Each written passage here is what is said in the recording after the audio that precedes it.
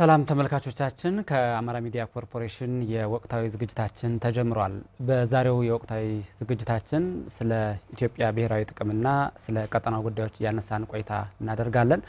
ቀደምት ኢትዮጵያውያን የሀገራቸውን ሉዓላዊነት በማስከበር ዳር ድንበሯን በማስጠበቅ በኩል ዋጋ ከፍለው ብሔራዊ ጥቅማቸውን አስከብረዋል።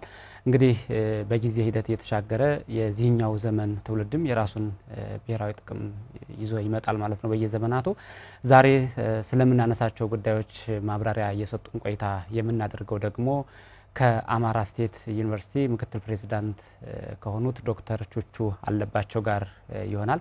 አብራችሁ እንድትቆዩ በአክብሮት እንጋብዛለን።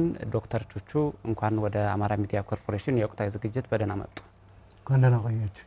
በጣም አመሰግናለሁ። እንግዲህ ቀደም ሲል ካነሳሁት ከብሔራዊ ጥቅም ጋር የተያያዙ ጉዳዮችን እናስቀድምና በየዘመናቱ ኢትዮጵያውያን ዋጋ ከፍለው ዳር ድንበር እንዳሻገሩ እንዳስጠበቁ ይታወቃልና የዚህኛው ዘመን ትውልድ ደግሞ የራሱ ብሔራዊ ጥቅም አለው። እንደው በዚህ ዘመን ይሄኛው ትውልድ ሊያስጠብቃቸው የሚችሉ ዋነኛ የብሔራዊ ጥቅም ምሰሶዎች ምንድናቸው ከሚለው እንጀምር እስቲ። አጠቃላይ ሐሳቡ ስንነሳ ብሔራዊ ጥቅም ወይ ሀገራዊ ጥቅም የምንለው ኮንሰፕቱ በራሱ ምንድነው?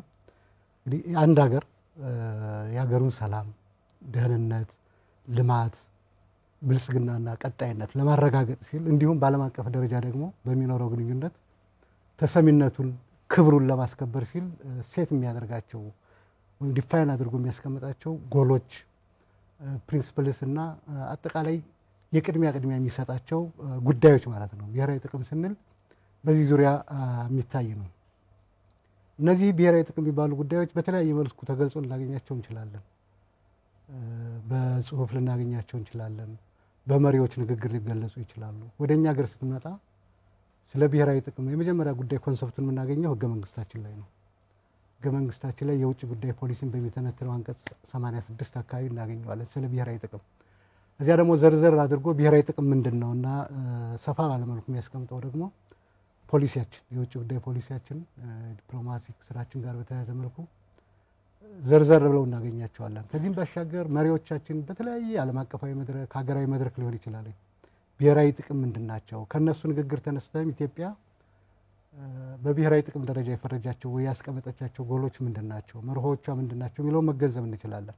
ከዚህ አኳያ ወስደን ስናየው በሀገራችን ከረጅም ጊዜ ጀምሮ እስካሁንም የዘለቀው በብሔራዊ ጥቅም ደረጃ ሊወሰድ የሚችለው ቀዳሚ ጉዳይ ሀገራዊ አንድነት ነው። የሀገራዊ አንድነት ጉዳይ ቴሪቶሪያል ኢንቴግሪቲ የምንለው ማለት ነው።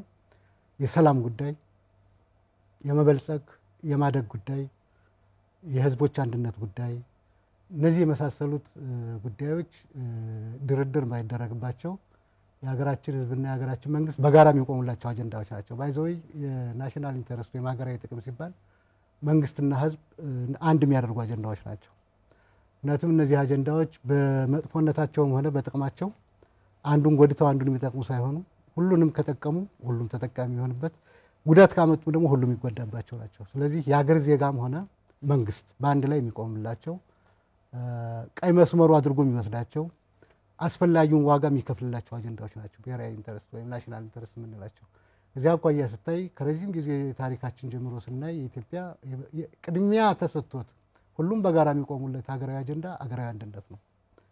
ሀገራዊ አንድነት ከረጅም ጊዜ ጀምሮ የመጣ የኢትዮጵያ ናሽናል ኢንተረስት ተብሎ ከሚወሰዱ ጉዳይ አንዱ ነው።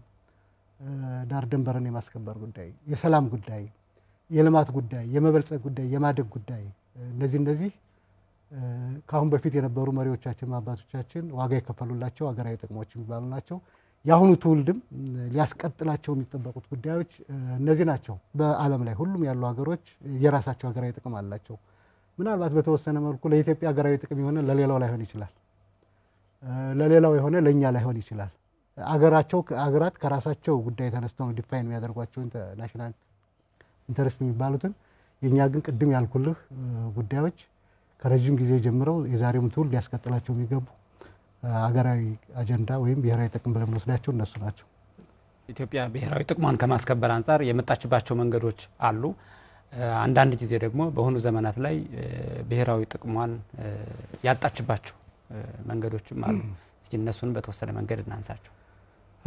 የኢትዮጵያን የረጅም ጊዜ ታሪክ ስታይ አስጠብቃ የቀጠለቻቸው ጉዳይ አለ። አስጠብቃ ለመቀጠል ደግሞ የተቸገረችባቸው ጉዳዮች አሉ። እንግዲህ ኢትዮጵያ ሀገራዊ አንድነቷን አስጠብቃ በመሄድ በኩል ሉዓላዊነቷን ክብሯን አስጠብቃ በመሄድ በኩል ብዙ የተሳካላት ሀገር ናት ተብሎ ይወሰዳል። በአንጻሩ ደግሞ ያጣቸው ጉዳዮችም አሉ። ከዚህ አኳያ አሁን ከባህር የመራቅ ጉዳይ ኢትዮጵያ በረዥም ታሪኳ ያጣቻቸው ተብለው ከሚወሰዱ ብሔራዊ ኢንተረስት ከምንለው ወይም ናሽናል ኢንተረስት ከምንለው ጥቅም አንጻር የራቀችበትና ያጣቻቸው አንዱ ጉዳይ እሱ ነው። ከብልጽግና አንጻር ከረዥሙ ጊዜያችን አንጻር ስታይ የድህነት ጉዳይ ድሮ በዳቦ ተምሳሌትነት ተሳለ የነበረች ሀገር በየጊዜው ደግሞ ይሄ እድሏ እየተመናመነ መጥቶ ዛሬ በችግር በረሃብ የምትገለጽበት ሁኔታ ስታይ እነዚህ መከበርና ተጠብቀው መቀጠል የነበረባቸው ብሔራዊ ጥቅሞች ግን በጊዜ ሂደት አገሪቱ በሚገጥማት የተለያዩ ፈተናዎች እያጣቻቸው የመጡ ልትደርስበት ከሚገባው ደረጃ አንጻር ያልደረሰችባቸው ወይም እያጣቻቸው የመጣቸው ድሎች ተደርገው ሊወሰዱ ይችላል። በተለይም ከባህር የመራቅ ጉዳይ እንደምታውቀው በረዥሙ ታሪካችን ሀገር የሶስት የሁለት እዛም በላይ የወደብ ባለቤት ነበረች። ግን በየጊዜው ከዚያ እየራቀች የኮሰመነ የመጣችበትን እድል ስታይ አንዱ የሚቆጨን አንዱ አጣ ነው የምንለው ብሔራዊ ኢንተረስት እዚህ ጋር የሚያያዘው ነው። ከብልጽግና አንጻርም ቀላል አይደለም ያጣ ነው። ኢትዮጵያ የምትታወቀው በዚህ አልነበረም። በሂደት ከዚህ አንጻር ስታየው ያጣችው እና ለተደርስበት ከሚገባው እንደ ሀገር አንዱ በብልጽግና ደረጃ የምንወስደው የብሔራዊ ጥቅም አለመሳካት። እነዚህ ሁለት ጉዳዮች ሌላም ልንጠቅስ እንችላለን። ሁለቱ ግን ለኔ መሰረታዊ ጉዳዮች ናቸው። አሁን አንዳንዶቹ አጀንዳ እየሆኑም እየመጡ ነውና እንደው በመሰረታዊነት አሁን ኢትዮጵያ ካለችበት ሁኔታ አንጻር ብሔራዊ ጥቅሟን ልታስከብር የምትችልባቸው ምን እድሎች አሉ? አስጠብቃቸው የኖረቻቸውን ብሔራዊ ጥቅሞችም የማስቀጠል አታቸው የነበሩትን ብሔራዊ ጥቅሞችም የማስመለስ ኢትዮጵያ በአሁኑ ጊዜ ትልቅ እድል አላት። እንዳልኩህ እነዚህ ብሔራዊ ጥቅም የምንላቸው አጀንዳዎች የህዝብና አንድነት የሚፈጥሩ ናቸው። በመንግስትና በህዝብ መካከል ያለውን አንድነት የሚያመጡ ናቸው። እነዚህን ጉዳዮች በማስተካከል እና በማረም ልናስከብርበት የምንችላቸው በጣም ሰፊ እድሎችና አቅሞች አሏት ሀገራችን። እዚህ አኳያ ለምሳሌ የመጀመሪያው ጉዳይ ሀገራዊ አንድነትን የማጽናት የማስጠበቅ ጉዳይ ነው። በዚህ በኩል የኢትዮጵያ ህዝብ ቀናይ ነው ለሀገሩ አንድነት፣ ለሀገሩ ክብር ራሱን መስዋዕት አድርጎ ሀገሩን ክብርና አንድነትና ማንነት አስጠብቆ የሚኖር ታታሪ ህዝብ፣ ቀና ህዝብ፣ አገር ወዳድ ህዝብ አለ። ይሄ ዛሬም እንደተጠበቀ ነው። ስለሆነም የኢትዮጵያን ናሽናል ኢንቴግሪቲ ወይም አንድነት አስጠብቆ ለመቀጠል ያለው ህዝባዊ ስሜት ዛሬም እንዳለ ነው። እዛም በላይ ትልቁ አቅማችንና የሁሉ አቅማችን ምንጭ ደግሞ ህዝባችን ነው። የኢትዮጵያ ህዝብ ቁጥር ብቻ አይደለም። የኢትዮጵያ ህዝብ ያለው ረጅም ታሪክ ያለው ነው። በዓለም ዘንድ የሚፈራ የሚከበር ህዝብ ነው። በስነ ምግባር የታነጸ ህዝብ ነው። ታሪክ የሰራ ህዝብ ነው። ይሄ ህዝብ ከቁጥር ባሻገር ትርጉም ያለው ህዝብ ነው። ከዚያም በላይ አምራቹ ህዝብ በጣም ሰፊ ነው ኢትዮጵያ ውስጥ። እንደዚህ አጠቃላይ ሁሉ አቅማችን ምንጭ ነው የኢትዮጵያ ከህዝብ አንጻር ስትወስደው። በታሪኩም የሰራተኛ ህዝብ የበዛበት መሆኑም ለሀገሩ ያለው ቀናይነትም ስታይ ኢትዮጵያ ብሔራዊ ጥቅሞች አስከብሮ ከመቀጠል አንጻር ትልቁና የመጀመሪያው ጉልበት የኢትዮጵያ ህዝብ ተደርጎ መወሰድ አለበት። ሌላው ኢትዮጵያ ትልቅ አቅም ያለችበት ቀጠና ነው። ኢትዮጵያ የአፍሪካን ፖለቲካ ሳይቀር ለዓለም ፖለቲካም ቢሆን መቃናት የምታደርገው አስተዋጽኦ የያዘችው ቦታ ይፈቅድላታል። ምስራቅ አፍሪካን ብሎም የዓለም ፖለቲካ በመወሰን በኩል ትልቅ ድርሻ ያለው አካባቢ ነው። ምስራቅ አፍሪካ ስታነሳ ደግሞ ቀድማ ፊት የምትመጣው ኢትዮጵያ ናት። በሁለንተናዊ መስኩ አካባቢውን ሰላም በማረጋጋት የአካባቢውን ልማት በማፋጠን ከኢትዮጵያ ቀድሞ ሊነሳ የሚችል የለም እዚህ አካባቢ። ይህም አንዱ ትልቅ ተስፋና እድል ነው። ይሄ በሌሎች ዘንድ ያላትን ተሰሚነትና ተቀባይነት በጣም በአያሌው ጨምረዋል። ኃይልም አላት፣ ሪሊ ጉልበትም አላት። እዚያ በላይ ሪሶርሷ ነው። ኢትዮጵያ ከህዝብን በላይ ያላት ሪሶርስ ናቹራል ሪሶርሱ ቀላል አይደለም። የአባይ ምንጭ ነን። የዓለም ፖለቲካ በመዘወር በኩል ትልቅ ሚና እየተጫወተ ያለውና በተግባር የሚያሳየው ባለፉት ዓመታት የአባይ ፖለቲካ ባለቤቶች ነን ኢትዮጵያ። እነዚህን ጉዳዮች ደምረህ ስትወስድ ለቀይ ባህር ቅርብ ነን። የቀይ ባህር ጉዳይ የዓለምን የንግድ ቀጠናና የዓለምን ሰላም በመወሰን በኩል ትልቅ ሚና አለው። ትልቁ ሚና የሚጫወተው ነው ኢትዮጵያ የሱ ተዳራሽና ቅርብ ጎረቤት ሀገር ናት። በዚህ አኳያ ወስደህ ስታይ እነዚህን ጥቅሞቿን ፖለቲካዊ፣ ኢኮኖሚያዊና ማህበራዊ ጥቅሞቿን ለማስከበር ያላት አቅም እጅግ በጣም ግዙፍ ነው፣ እጅግ በጣም ትልቅ ነው። የስበት ማዕከልነቷንም እስኪ አብረን እናንሳው። አሁን ያለችበት ቀጠና ቀደም ሲል በተወሰነ መንገድ የሚያነሱት ነው። የጂኦግራፊው ጉዳይም የጂኦፖለቲካው ጉዳይም ለሌሎችም ሀገራት የስበት ማዕከል ከመሆን አንጻር ኢትዮጵያ የአፍሪካም የዓለምም የፖለቲካ የስበት ማዕከል ናት። ይህን ዓለምም አፍሪካ ማውቆት ያደረ ነው። ግን ዝም ብላ አይደለም የስበት ማዕከል የሆነችው። የስበት ማዕከል እንድትሆን ያደረጓቸው ምክንያቶች ስላሉ ነው። የመጀመሪያው ጉዳይ ቅድም እንዳልኩልህ አፍሪካ ውስጥ በብዙ መልኩ ግዙፍ ሀገር ኢትዮጵያ ናት። በተለይ ምስራቅ አፍሪካ ውስጥ ስትመጣ ምስራቅ አፍሪካ ውስጥ በህዝብ ብዛት በሪሶርስ ኢትዮጵያ የዓለምን ቀልብ የአፍሪካን ቀልብ ትስባለች። ከዛም በላይ ደግሞ ያለችበት ቦታ እንዳልኩ ለቀይ ባህር ቅርብ ነው። ቀይ ባህር አካባቢና ምስራቅ አፍሪካ አካባቢ ደግሞ የዓለም ታላላቅ ሀገሮች ኢንተረስት የምታውቀው ነው።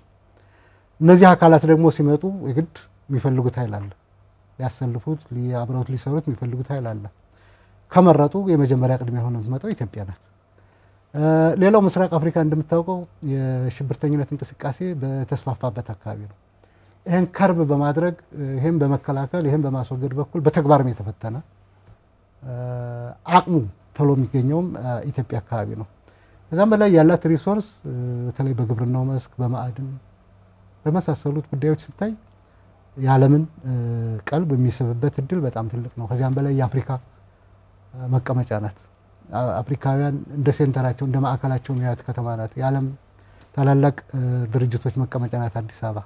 እነዚህ ጉዳዮች ተሰባስበው በሙሉ የዓለም ቀልብ ወደ ኢትዮጵያ እንዲቀርብ ወደ ኢትዮጵያ እንዲሆን ያደርገዋል። ከዚያም በላይ የአባይ ፖለቲካ እንደምታውቀው ነው። አባይ በተለይም ታላቁ ህዳሴ ግድብ መሰራት ተከትሎ ኢትዮጵያ ላይ የተባበሩት መንግስታት ድርጅት አስፈጻሚ አካላት በርካታ ጊዜ ነው የተሰበሰቡት። ይሄን የፈጠረው የኢትዮጵያ የአባይ ፖለቲካ ነው የፈጠረውና ኢትዮጵያ የስበት ማዕከል የምትሆንባቸው እጅግ በጣም በርካታ ምክንያቶች አሉ። ለዛም ነው በተግባር ዛሬ የኢትዮጵያ ፖለቲካ የዓለም መነጋገሪያ የዓለም ትኩረት የሚሆነው። ከቅርብ ጊዜ ወዲህ ደግሞ ኢትዮጵያ ላንድ ሎክድ አገር ናት። ግን በታሪክና በሂደት ያጣሁትን ባህር መልሼ ማግኘት አለብኝ በህጋዊ መንገድ የሚል ጥያቄ አንስታለች። ይሄ ላንድ ሎክድ መሆኗ በራሱ የፈጠረውና የባህር ጥያቄ ማንሳት መጀመሯ በራሱ የዓለም ፖለቲካ ወደ ኢትዮጵያ ትኩረት ምን እያለች ነው የሚል ጥያቄ እንዲመረምር ያደርጋልና እጅግ በጣም የስበት ማዕከል እንድትሆን የዓለም ፖለቲካም የአፍሪካ ፖለቲካም የስበት ማዕከል እንድትሆን የሚያደርጓት እነዚህና የመሳሰሉ በርካታ ምክንያቶች አሉ ኢትዮጵያ። እንደው አባይን እርሶም በተወሰነ መንገድ አንስተዋል። በጠቅላላው ከውሃ ሀብቷ ጋር ተያይዞ ያላት የአፍሪካ የጂኦፖለቲካዊ መልክዓ ምድር ወሳኝ ቦታ መያዟ ደግሞ ምን ጥቅም ሊያስገኝላት ይችላል ብለን ማንሳት እንችላለን? የመጀመሪያው ጉዳይ ተሰሚነቷን ይጨምረዋል። እዚህ አካባቢ የሚደረግ ነገር ኢትዮጵያን ሳያማክሩ ኢትዮጵያን ሳያወያዩ አንድ ነገር ማድረግ አስቸጋሪ እንደሚሆን ለማንም ይገባቸዋል። ምክንያቱም የአካባቢው ግዙፍ ኃይል ናት። በፖለቲካ በዲፕሎማሲ ከዲፕሎማሲ አንጻር እኮ ታሪካችን ከባድ ነው፣ ትልቅ ነው። መጀመሪያ ነፃ ሀገር እንደመሆናችን መጠን ከዲፕሎማሲ ግንኙነት አንጻርም ያለን ግንኙነት እና የምንፈጥረው ተጽዕኖ ቀላል አይደለም። ታላላቅ ሀገሮች እዚህ አካባቢ አንድ ነገር ሲያስቡ ኢትዮጵያ የያዘችው ቦታ ከፍተኛ እንደሆነ ያውቃሉ። ምስራቅ አፍሪካ ውስጥ ለሚያካሂዱት ፖለቲካ ኢትዮጵያን አግልሎ አንድም ነገር መራመድ እንደማይችል ይገባቸዋል። የአባይ ፖለቲካ አባይ ከውሃ ባሻገር ሆኗል አይደለም። አሁን ጨዋታው ከውሃነቱ ከኢኮኖሚ አስፔክቱ በላይ ፖለቲካ ሆኗል። እዚህን ተከትሎ የሚመጣ ፖለቲካ ከኢትዮጵያ ጋር ከመወያየት ውጭ ምንም ፋይዳ እንደሌለው ያውቃሉ። በአጠቃላይ የያዘችው ቦታ ተደማጭነትን ተሰሚነትን ለመበልጸግ ያላት እድል እጅግ በጣም ሰፊ ነውና እነዚህና መሰረታዊ ጉዳዮች እጅግ ተጠቃሚ ያደርጓታል። በዚህ ቦታ መቀመጧ በዚህ ቦታ ላይ መገኘቷ ትልቅ ስትራቴጂካዊ ጠቀሜታ አላት ብዬ ነው የማስበው። አሁን ኢትዮጵያ ተዘግቶ ያለመኖር ፍላጎቷን በደንብ እያሳየች ነው። በተለይ ከባህር በር ጋር ተያይዞና እንደውም ገዘፍ ብሎ ወደ የህልውና ጉዳይ አድርጎ የማንሳት ነገሮች አሉ አሁን በኢትዮጵያ በኩልና እንደው የባህር በሩን ማስፈላጊነት እስኪ እናንሳው። አያስፈልገኝ ብሎ የሚያምን ሀገር የለም በዓለም ላይ። ምክንያቱም ባህር ብዙ ነገር ነው። ለአንዳንዶቹ የቢዝነስ ጉዳይ ሆኖ ሊታያቸው ይችላል። የንግድ የሸቀጥ ጉዳይ አድርገው ሊወስዱት የሚችሉ ኃይሎች ይኖራሉ አሉም። የኢኮኖሚ ጉዳይ ብቻ አይደለም ለኢትዮጵያ። ከባህር በር የመራቅና የመቅረብ ጉዳይ የኢኮኖሚ የንግድ የምናምን ጥያቄ ብቻ አይደለም። ብዙ ሀሳቦች አሉ። ባይዘው ይህ አጀንዳ ላለፉት ዓመታት የተዘጋው በመንግስት ነው። እኔ በታገልኩበት ፓርቲ እና አሁን ያለው ብልጽግና አብዛኛውም ሰው የታገለበት ፓርቲ የዘጋው አጀንዳ ቢመስልም በኢትዮጵያ ሕዝብ ዘንድ ግን የተዘጋ አጀንዳ አልነበር። ምን ጊዜም ቢሆን ከባህር የመራቅ ጉዳይ የሚቆጫቸው ተቃዋሚ የፖለቲካ ኃይሎች የሚገበገብ ሕዝብ ነው ያለው ኢትዮጵያ ውስጥ ከባህር ከራቀበት ጊዜ ጀምሮ በተለይም ባለፉት 32 ኢህአዴግ ይችን ሀገር በመራበት ጊዜ ውስጥ ይህን አጀንዳ ዘግተነው ከነበርነ እኛ ኢህአዴጎች ነን። በኢህአዴግ ውስጥ የነበርን አመራሮችና አባላት እኛም የማይነሳ የተዘጋ አጀንዳ አድርገን ህዝቡም ያን እንዲቀበል ለማድረግ የተደረገው ጥረት ሀቅ ስለሆነ ግን ሊዳፈን አልቻለም። ሀቅ ሊዳፈን አልቻለም። ዛሬ ለባህር በር አስፈላጊነት አፒታይቱ የተከፈተ መንግስት መጣ።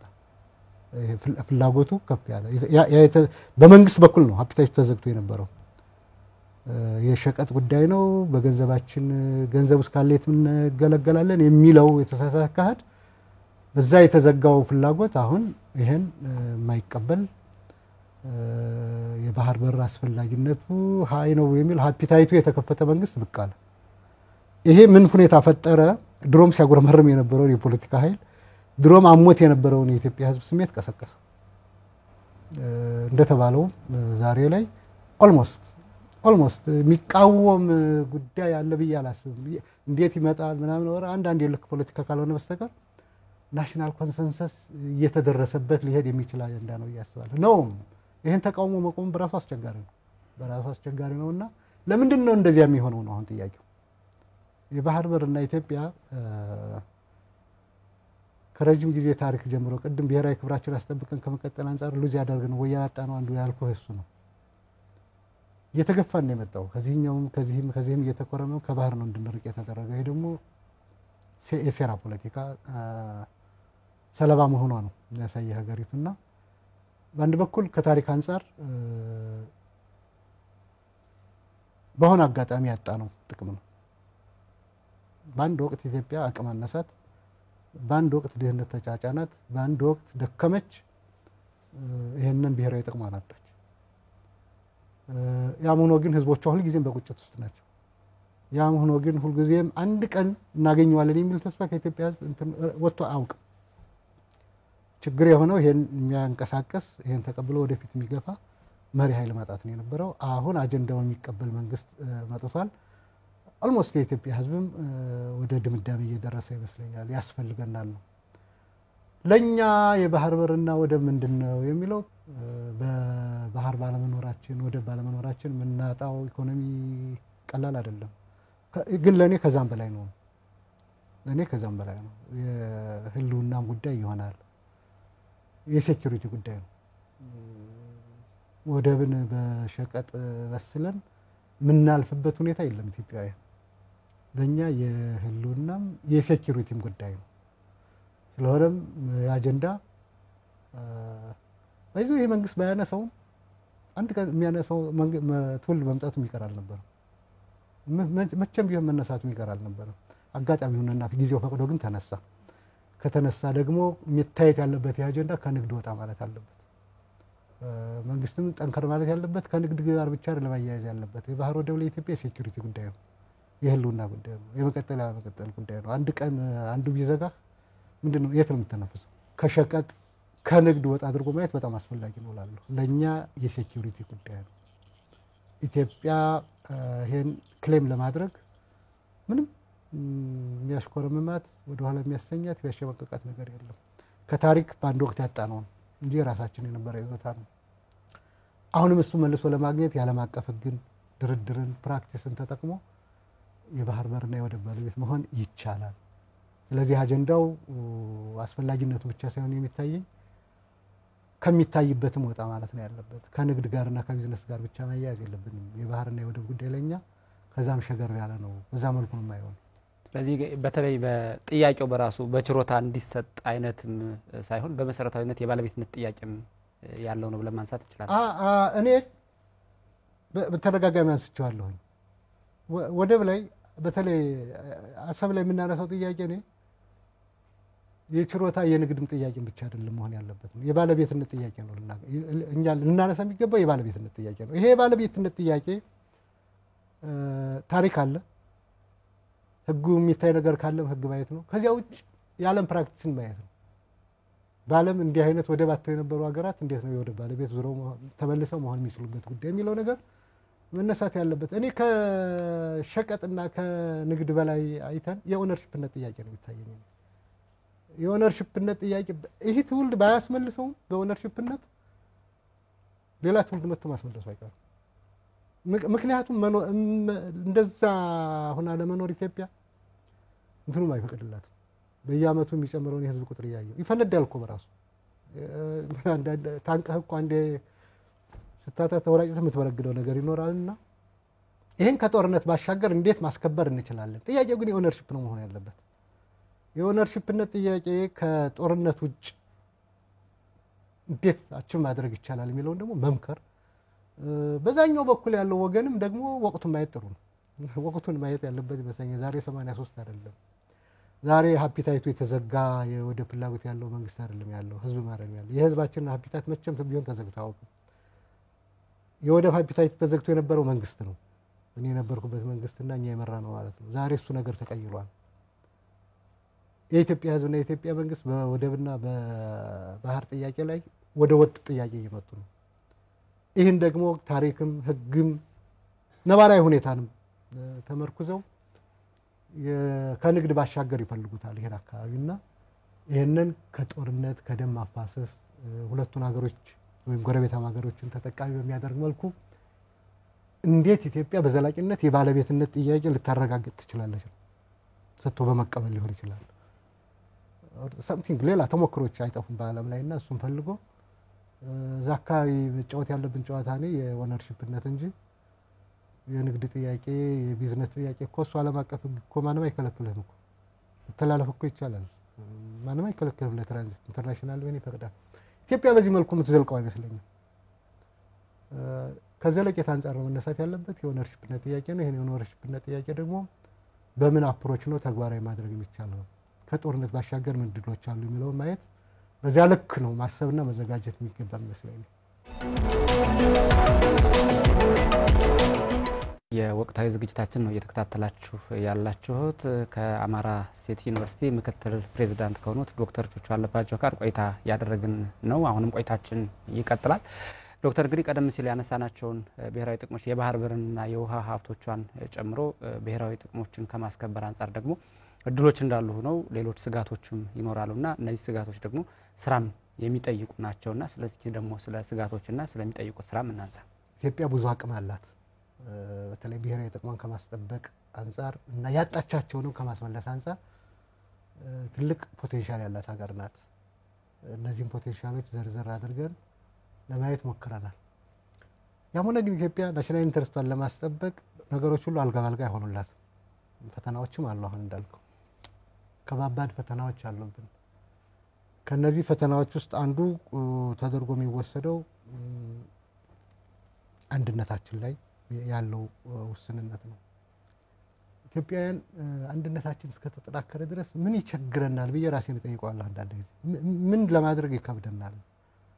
እዚህ አኳያ ብሔራዊ አንድነትን የማጠናከር ጉዳይ፣ ሰላምን ውስጣዊ ሰላምን የማስፈን ጉዳይ እሱ ቅድሚያ የምንሰጠው አጀንዳ መሆን መቻል አለበት። ውስጣችን ጥንካሬ ከጎደለ ውስጣችን አንድነት ካለ እዛም እዚህም ግጭት ካለ የፈለገ አቅም ቢኖርህ ትሰናከላለህ። ስለዚህ ብሔራዊ ጥቅማችንን ለማስጠበቅ አገራዊ ክብራችንን አስጠብቆ ለመቀጠል ውስጣዊ አንድነታችንን ማጠናከር፣ ዲሞክራሲያዊ ባህላችንን ማዳበር እሱ አካባቢ የፈተናን ነው።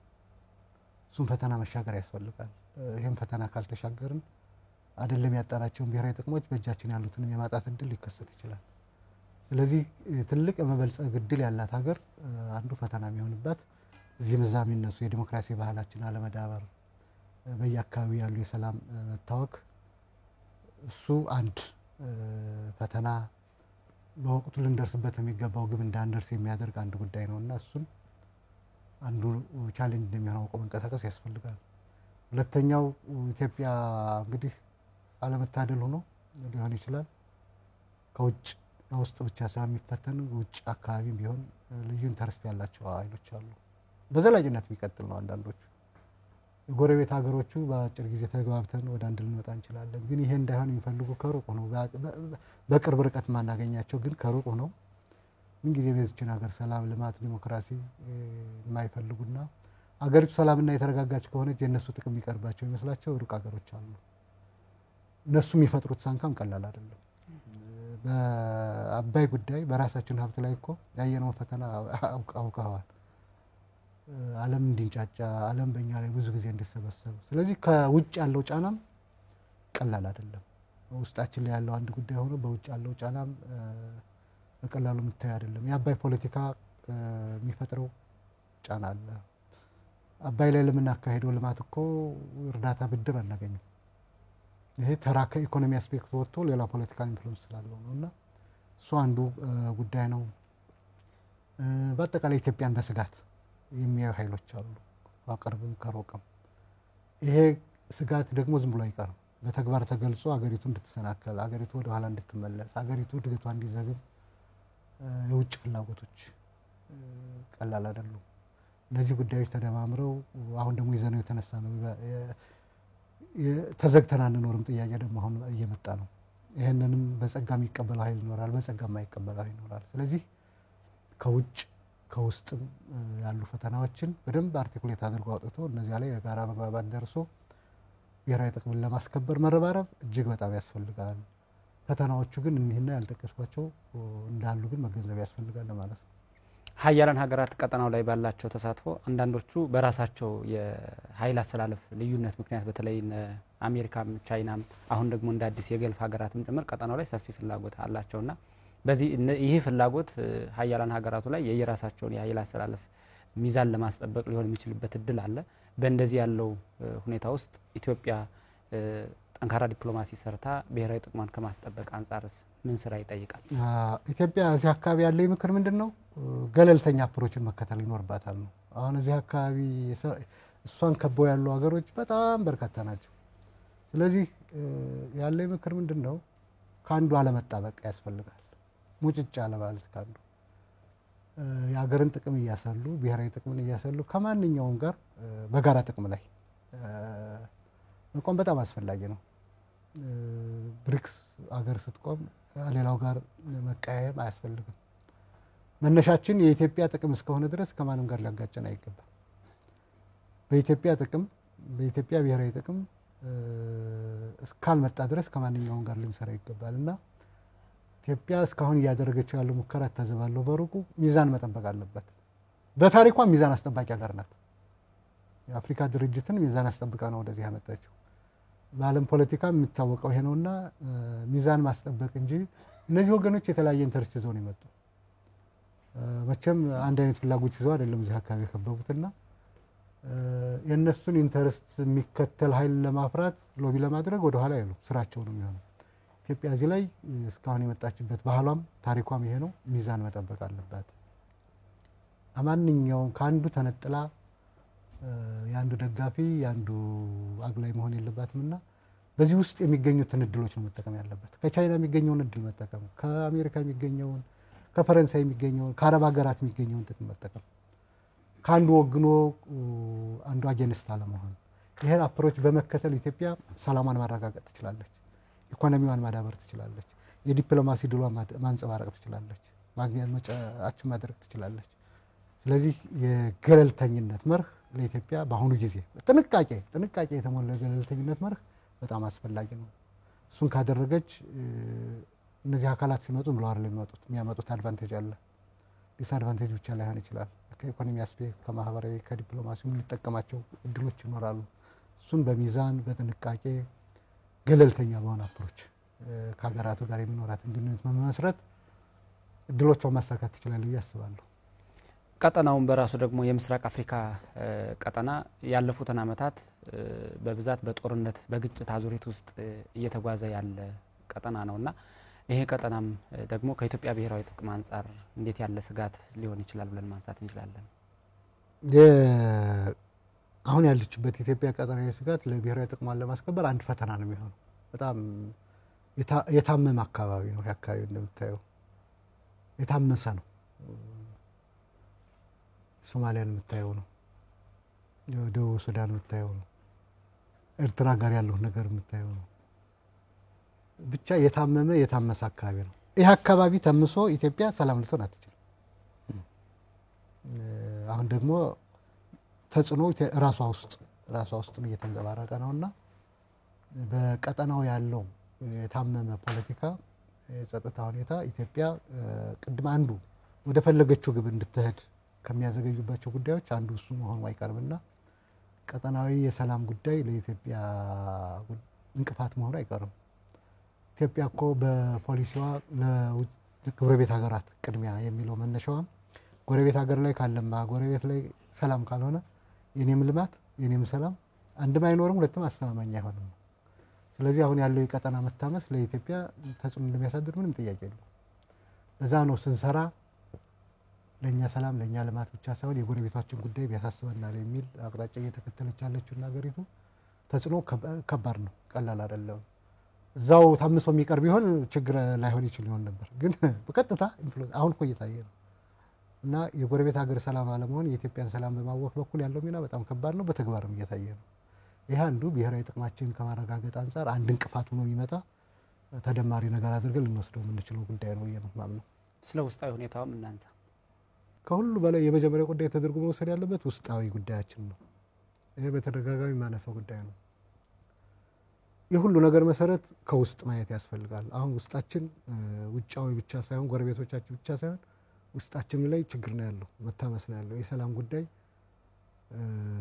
አንዱ ካልተፈታ በስተቀር አንድም ያሰናክልብናል ህልማችንን፣ ሁለተኛም ያጓትተዋል። የሚያስከትለው ጉዳትም ቀላል አይደለም። እስከዛሬ የሚያስከትለው ጉዳት ቀላል አይደለም። በሰው ኃይል፣ በኢኮኖሚ፣ በዲፕሎማሲ ያሳደረብን ተጽዕኖ ቀላል አይደለም።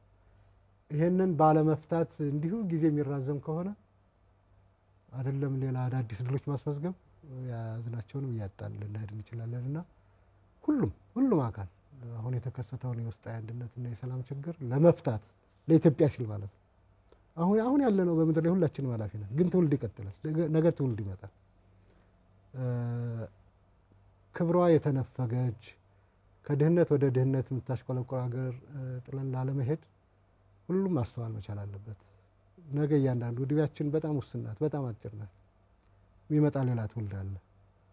ዛሬ ካላበጀንለት፣ ዛሬ ካልሰራንለት ምን አይነት ሀገር እንደሚረከብ ማሰብ ያስፈልጋልና ሁሉም ቆም ብሎ አስቦ አሁን ያለውን ግጭት ማስቆም መቻል አለብን። ይሄ ግጭት እኮ ሆዶ መቆም አይቀርም። የሚያሳዝነው ዛሬ ማቆም እየቻልን ነገ ወዲያ ሲቆም ምን ያክል እልቂት ተጨምሮበት ነው የሚቆመው የሚለው ነው እንጂ መቆም አይቀርም። ኢትዮጵያ ይሄንም ካሁን በፊትም ዘመነ መሳፍንትንም ምንም ተሻግራ እዚህ የደረሰች ሀገር ናት። ግን ብዙ ዋጋ ከፍላለች። ያን ዋጋ በመክፈሏ ቅድም ያልኩ ድሎችን እያጣን የመጣ ነው። ጦርነቱ ቆመ፣ ዘመነ መሳፍንትን አለፍ ነው። ግን ስንት ጥቅም እያጣች መጣች ሀገር። ዛሬ እኮ የደረስነው በእንደዚህ አይነት ግጭት ውስጥ አዙሪት በመምጣታችን ነው። ዛሬም ተሎ ብለን ይህን ካላቆምነ እያጣን ልንሄድ እንችላለን። ነገ ደግሞ የኛ ልጆች መጥተው ሌላ ታሪክ ሊወሩ ነውና ይህን ጉዳይ ማቆም አለብን። ይሄ ጉዳይ መቆም አለበት። ይሄ ጉዳይ ካልቆመ የምናጣው እድል በጣም ብዙ ነው የሚሆነው። አይደለም አዲስ ድል እናስመዘግብ ያሉትን የማጣት እድል ያጋጥማልና አሁን ያለውን ልዩነት፣ ግጭት፣ ጦርነት በሰላም በውይይት በድርድር እውነተኛ ድርድር ከስሩ ችግሩን በሚፈታ ድርድር በማካሄድ ማስቆም አለብን።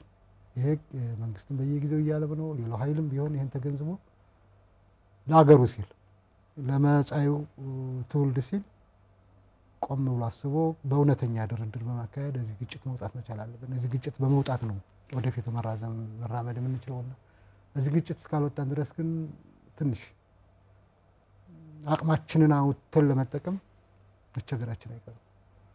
ብሔራዊ ጥቅምንም ስናነሳ በተለይ ብሔራዊ ጥቅም የሁሉም ነው፣ የሀገር ጉዳይ ነውና በፖለቲካ ሳቤ አንዳንዴ በትውልድም ጭምር የማይቀየር ጥቅም ነውና እስኪ ስለሱም እናንሳ። የግላችን ጥቅም ይኖራል፣ የቤተሰብህ ጥቅም ይኖራል፣ የመንደር የሆነች ቡድን ጥቅም ይኖራል። ሀገራዊ ጥቅም እዚህ ከፍ ያለ ነው።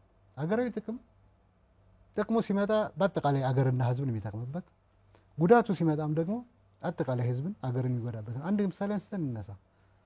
እንዲሁ ዝም ብለን ሩቅ ከመሄድ የቅርቡን እናምጣው። አሰብ ወደብ ኦር ሰምቲንግ የሆነ ቦርደር ሀገር ታምጣ ብሔራዊ ጥቅም ነው ብለን እንወስዳል። ይሄ በመምጣቱ ማን የሚጠቀመው ማን የሚጎዳው? አገር ነው አይደል የሚጠቀመው? አገር ስትጠቀም በፕሪንሲፕል ዜጎቿን የሚጠቀሙት። ሲታጣ ማን የሚጎዳው? መንግስት ብቻውን? መንግስት እኮ ምንም ማለት አይደለም። አገር ነው የምትጎዳው። አገር ነው የምትጎዳው፣ ዜጋ ነው የሚጎዳው። ከዚህ አኳያ ብሔራዊ ጥቅሞች መንግስትና ህዝብን በአንድ የሚያቆሙ አጀንዳዎቻቸው ገና ሲፈጠሩ መነሻቸውም አገራዊ ጥቅም ነው፣ ብሔራዊ ጥቅም ነው የሚለው። ብሔራዊ ጥቅም ደግሞ የግለሰቦች የቡድኖች የምን ጥቅም አይደለም። ጥያቄው ብሔራዊ ጥቅም ነው አይደለም አንድ አጀንዳ ብሎ መነጋገር ይቻላል። ጉዳዩ ብሔራዊ ጥቅም እስከሆነ ድረስ ግን ብሔራዊ ጥቅም የሀገር ጥቅም ነው፣ የሀገር ጥቅም የህዝብ ጥቅም ነው። ስለሆነም በዚህ ላይ ልዩነት የሚኖርበት ጉዳይ አይኖርም። የኢትዮጵያ ክብር አንዱ ብሔራዊ ጥቅም ነው ብለን እንውሰድ። አገርህ በዓለም ፊት ስትከበር ስትኮራ የሚከፋ ዜጋ ይኖራል እንዴ? አይኖርም አይደለም። ሁሉ ነው የሚደሰተው። ስለዚህ ሁሉም ብሔራዊ ጥቅሞች አባይ ግድብ ህዳሴው ግድብ ተገደበ። ማን ነው የሚጠቀመው? ማን ነው የሚጎዳው? አገር ነው የምትጠቀመው? ህዝብ ነው የሚጠቀመው ቲዎሪ። ስለዚህ ብሔራዊ ጥቅሞች የሚባሉ አጀንዳዎች የመላ ህዝብ የመላ ሀገር የጋራ አጀንዳዎች ናቸው። ጥቅሙም የጋራ ነው፣ ጉዳቱም የጋራ ነው። ቅድም ለማንሳት እንደሞከርኩት በእንዲህ አይነት አጀንዳዎች ላይ እያንዳንዱ ዜጋ ዋጋ ለመክፈል የህይወት ጭምር ዝግጁ ነው። ምክንያቱም የሀገር ጥቅም ነው። አገር ስትኖር ነው አንተ የምትኖር ተብሎ የሚወሰደው። ስለዚህ የሀገር ጥቅም የሚባሉ አጀንዳዎች የዜጎችን መስዋዕትነት በደስታ የሚያስከፍሉ አጀንዳዎች ናቸው። አሁን የአባይ ግድብን ተው ብላ ግብጽ ብትመጣ መላ ኢትዮጵያውያን ዋጋ ይከፍላሉ እንጂ አይተውም አይደል? ለምንድን ነው? በግሉ እኮ መብራት የማያገኝ እኮ ሰው ሊኖር ይችላል። አንድ አምፖል የማይገባለት ገበሬ ዋጋ ይከፍላል። አባይ ግድብ ለምንድን ነው? ኤሌመንቱ ነው፣ አላማው፣ ግቡ ነው። ከሀገር ክብር ጋር ከሀገር ማንነት ጋር ከሀገር መገለጫነት ጋር ስለሚወሰድ ብሔራዊ አጀንዳ እንዲሁ ዝም ብሎ ተራ የመንደር አጀንዳ አይደለም። ተራ ግለሰብን ወይም የሆነ ቡድን ጠቅሞ የሆነን የሚጎዳ አይደለም። ብሔራዊ አጀንዳ የጋራ አጀንዳ ነው። የጋራ ጥቅምን ያመጣል፣ ጉዳቱም የጋራ ይሆናል። በዚህ መልክ ነው የምናዘረው እና መታየት ያለበት። የብሔራዊ ጥቅም ብዙ የዲፕሎማሲ ጉልበት የሚፈልግ ነው። ቀደም ሲል ስናነሳው ነበርና የተለያዩ ሀገራት አንደኛው የሚጠቀሙት ዲፕሎማሲ በመደበኛነት በየሀገራት ከሚያሰማሩት የዲፕሎማት ባሻገር ዜጎች በራሱ ዲፕሎማት እንዲሆኑ ያደርጋልና ከኢትዮጵያን ብሔራዊ ጥቅም አንጻር በተለይ የዜጋ ዲፕሎማሲን በማለማመድ ዜጎችን በያሉበት ነው እንዲህ ላለው ጥቅም እንዲታገሉ ከማድረግ አንጻርስ ምን ይጠበቃል የሚለውን እናንሳ። ዲፕሎማሲ አንድ አምባሳደር ምናምን ልከህ በአንድ ሀገር ላይ እሱ በሚሰራው ስራ ብቻ የሚመጣ አይደለም። ዜጎች ለሀገራቸው አምባሳደር መሆን መቻል አለባቸው በያሉበት ነው።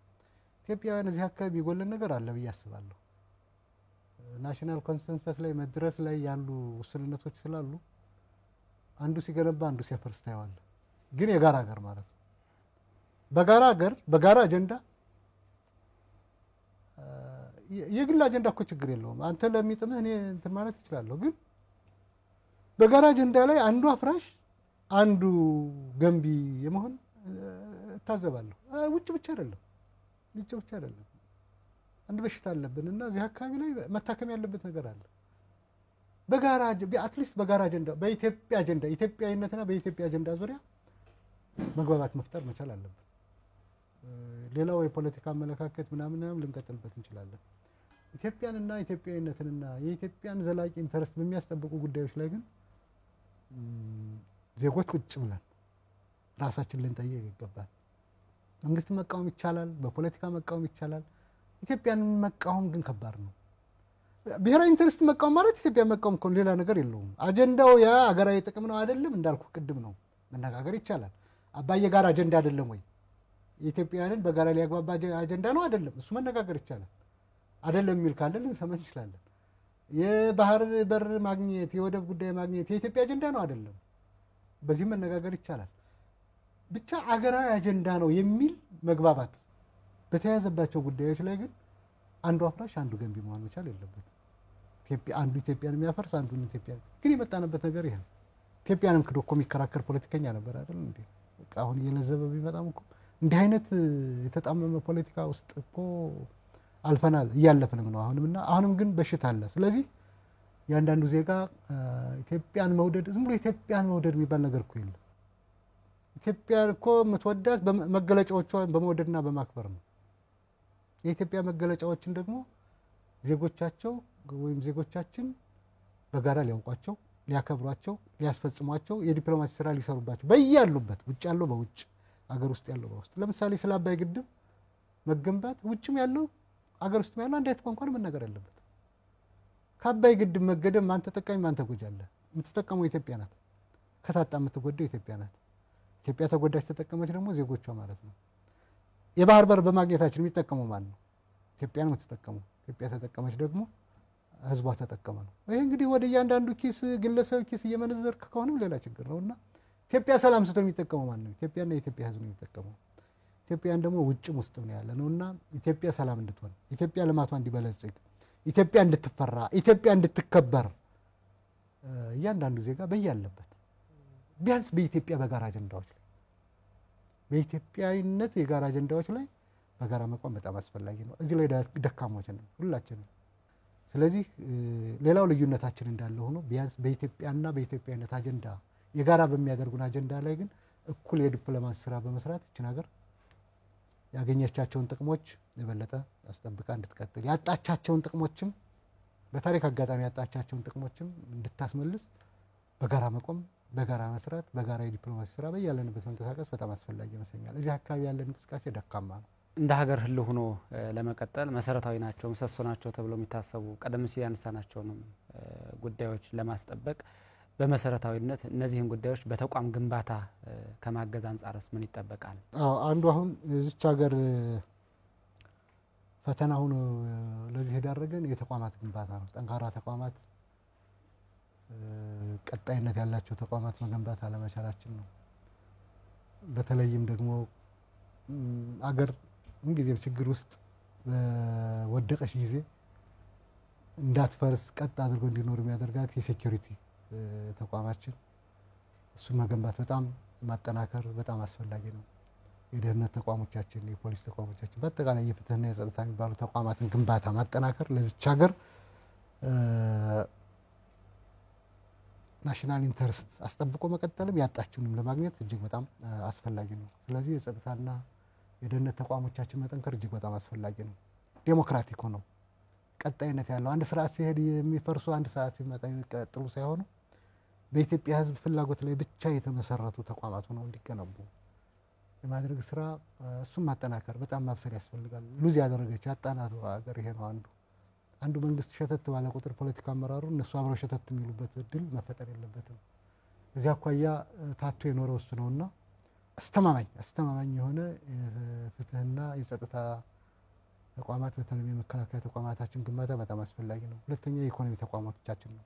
አሁን ያሉን የኢኮኖሚ ተቋማት እጅግ በጣም በምን ደረጃ እንዳሉ የምናውቃቸው ናቸውና እነሱ አሁን ሪፎርም እየተካሄደባቸው ነው። እሱን ሪፎርም የበለጠ አጠናክሮ በመቀጠል የማይሰበሩ ሬዚለንስ የምንላቸው ይሄ ቀጣይ ችግር የማይበግራቸው ተቋማት ሆነው እንዲወጡ የማድረግ ነገር በጣም መሰራት አለበት። ይገባኛል መንግስት የጀመረው ይመስለኛል። ጽሁፎች እንደሚያሳዩት ለአንድ ሀገር ውድቀትም መነሻም መበልጸግም ወሳኙ ተቋማት ናቸው። ተቋማት ግንባታ ነው። ዋይ ኔሽንስ ፌልድ የሚል አንድ መጽሐፍ አጋጣሚ አይተህ ከሆነ ብዙ ነገር ይነግረናል። ሪሶርሱም ምኑም አመራሩም ፖለቲካው ምኑም ብሎ ሳይሆን ዋነኛው ተቋማት ግንባታ እጅግ በጣም አስፈላጊ ናቸው። ገለልተኛ የሆኑ ተቋማት፣ ህዝብን ማዕከል ያደረጉ ተቋማት፣ ባለስልጣናትን ሳይሆን ህዝብን የሚያዩ ተቋማት፣ የማይሰበሩ ተቋማት፣ ችግር ቢገጥማቸው እንኳ ወዲያው ሪቫይቭ ማድረግ የሚችሉ ተቋማት ግንባታ በጣም ወሳኝ። ኢትዮጵያ ተቋም ካልገነባች በሁሉም መስክ በፖለቲካውም በኢኮኖሚም በማህበራዊ ሬዚለንት የሆኑ ተቋማት ካልገነባን መበልጸግ አንችልም። መበልጸግ አንችልም ብቻ ሳይሆን ብልጽግናችንም ወደ ኋላ ሊመለስ ይችላል። ስለዚህ የተቋማት ግንባታ እጅግ በጣም አስፈላጊ ነው። እሱ አካባቢ መጠንከር ያስፈልጋል ማለት ነው። እንደው በመጨረሻ የሀገርን ብሔራዊ ጥቅምም ከማስጠበቅ አንጻር የውጭንም የውስጡንም ሁኔታ አስተካክሎ ሚዛንም ጠብቆ ከመምራት አንጻር ከመንግስት ምን ይጠበቃል የሚለውን አንስተን እናጠቃል። ከመንግስት የሚጠበቀው ነገር ኦፍ ኮርስ ያውቃል።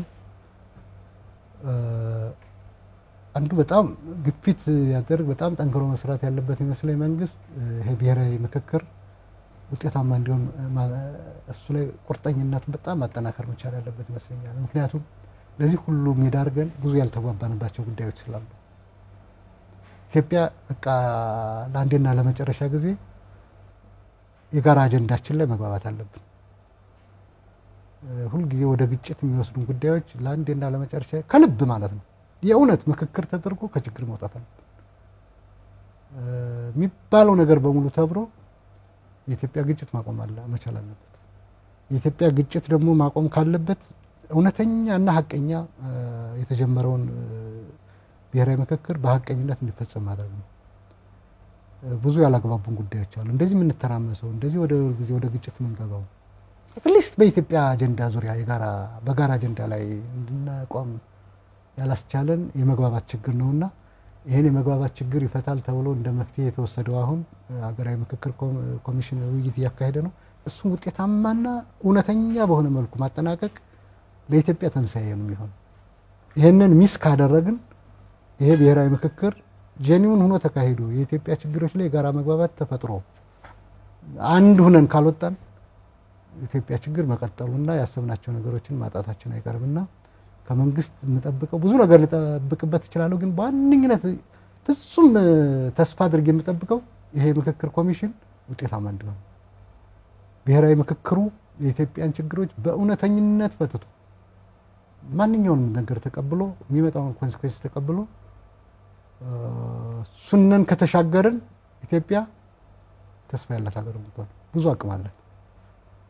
ይሄን አቅም አውጥተን እንዳንጠቀም ያደረገን ውስጣችን ያለ አለመግባባት ዋነኛው። እሱን ከፈታ ነው ሌላውን እንፈታዋለን። ይሄን ለመፍታት ደግሞ ኦፖርቹኒቲው ጥሩ ነው።